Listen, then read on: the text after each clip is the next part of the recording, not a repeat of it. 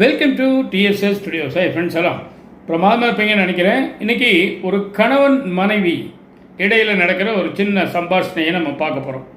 அதாவது எப்படி பேசணும், ஏன் பேசணும், எதுக்காக பேசணும் அப்படிங்கிற விஷயமெல்லாம் அதில் வந்துடும். அப்போது ஒரு நல்ல வெற்றிகரமான வாழ்க்கைக்கு என்ன தேவை அப்படிங்கிறத பார்க்கலாம் வாங்க. ஒரு 2 குடும்பம், கணவன் மனைவி 2 ஜோடிகள் பக்கத்து வீட்டில் இருக்காங்க. 2 பேரும் கிட்டத்தட்ட எல்லாத்துலேயும் சமம். வயசு, படிப்பு, உத்தியோகம், வருமானம் எல்லாத்துலேயுமே கிட்டத்தட்ட ஒரே அளவில் இருக்காங்க. சாயங்காலம் கணவன் ஆஃபீஸ்லேருந்து வந்த பிறகு அந்த மனைவி ஒரு காஃபியை கொடுக்குறாங்க. சூடாக சுவையாக அழகாக கொடுக்குறாங்க. அதில் ஒரு எறும்பு மிதக்குது. இவர் பார்த்துட்டு கட்டும் கோபம் வந்துடுச்சு. கசா முசான்னு பேச ஆரம்பிச்சிட்டார்.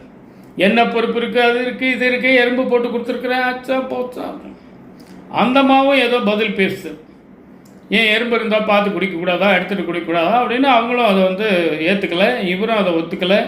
2 பேரும் காரசாரமாக பயங்கரமாக பேசுகிறாங்க. சத்தம் ஊரை கூட்ட மாட்டேன். இது ஒரு வாழ்க்கை. ஆரம்பத்துலேருந்தே இப்படித்தான், நடுவுலையும் இப்படித்தான், இனி எப்படி இருக்குமோ இப்படி தான் இருக்கும். இப்போ அடுத்த வீட்டுக்கு வாங்க பார்க்கலாம். அவங்க வீட்டு ஜன்னலை முள்ள எட்டி பார்க்கலாம். பெட்ரூம் இல்லைங்க,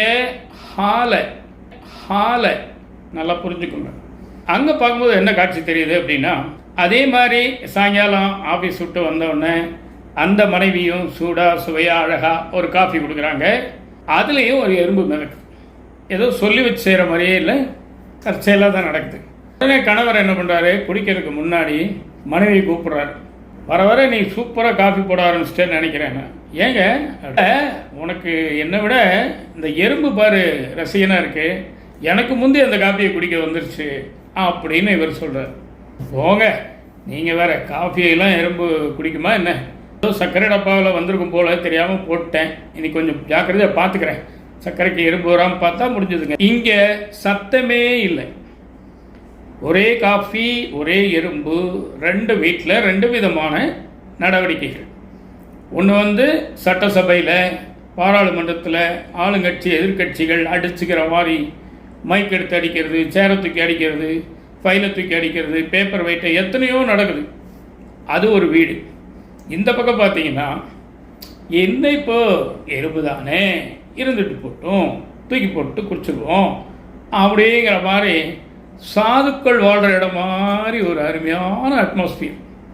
இந்த இடங்களில் அலைவரிசை எப்படி இருக்குன்னா, அவங்களுக்கு மட்டும் இல்லை, நம்ம போனாலும் நமக்கு அப்படி இதமாக இருக்கும். இதே அடுத்த வீட்டுக்கு நீங்கள் போனீங்கன்னாலும், நீங்கள் இதமாக பதமாக பாங்காக இருந்தாலும் உங்களுடைய பிபியும் ஷூட் பண்ணி விட்ருவாங்க. இதுதான் சுச்சுவேஷன். அதனால் நாம் வாழ்க்கையில் எப்படி பேசணும், ஏன் பேசணுங்கிறதெல்லாம் கொஞ்சம் கவனத்தில் கொண்டால் நல்லது. ஏன்னா நம்ம எல்லாருமே படித்தவங்க, பெரிய அறிவாளிகள் அப்படின்னு நினச்சிட்ருக்கோம். கொஞ்சமாவது அதுக்கேற்ற மாதிரி நடந்துக்க வேண்டாமா? அப்போது இதுதான் மெத்தட். இதன் மூலமாக நான் கணவன் மனைவி தம்பதிகள், குறிப்பாக புதுமண தம்பதிகளுக்கு நான் என்ன சொல்ல விரும்புகிறேன் அப்படின்னு சொன்னால், 2 குடும்பமும் இணையிறீங்க, முன்ன பின்ன பழக்கம் இல்லை, 2 குடும்பம் சேர்ந்து ஒன்றா பயணிக்கிறதுக்கு கொஞ்சம் கால அவகாசம் தேவை. எங்கள் வீட்டில் இப்படி பழக்கம், உங்கள் வீட்டில் அப்படி பழக்கங்கிறத ஆர்கியூமெண்ட்டாக சொல்லாதீங்க, தகவலாக சொல்லுங்கள். 2 கண்கள் 2 காட்சி காண முடியுமா? சொல்லுங்கள் பார்க்கலாம். அப்போ ஒரே காட்சியை தான் காண முடியும். அந்த 4 கண்களும் 2 கண்களாக மாறி நாட்டின் கண்களாக விளங்க வேண்டுமானால் கொஞ்சம் அனுசரித்து செல்ல வேண்டும். இவ்வளோதான் விஷயம். காஃபியில் எறும்பு கிடைக்கிறதுங்கிறது ஒரு பெரிய கொலை குற்றமோ பெரிய ஒரு தேச விரோத செயலோ கிடையாது. அது ஒரு தற்செயலாக நடக்கிறது. எறும்புக்கு தெரியுமா ஜீனியில் போய் நம்ம நிற்கக்கூடாது, அள்ளி காப்பியில் போட்டுருவாங்கன்னு அது எப்படி தெரியும்? அதனால் சத்தம் வராமல் சுத்தமான குடும்பம் நடத்த பாருங்க. இதான் இன்றைக்கி விஷயம். நிச்சயமாக இந்த விஷயம் உங்களுக்கு பிடிச்சிருக்கோன்னு நம்புகிறேன்.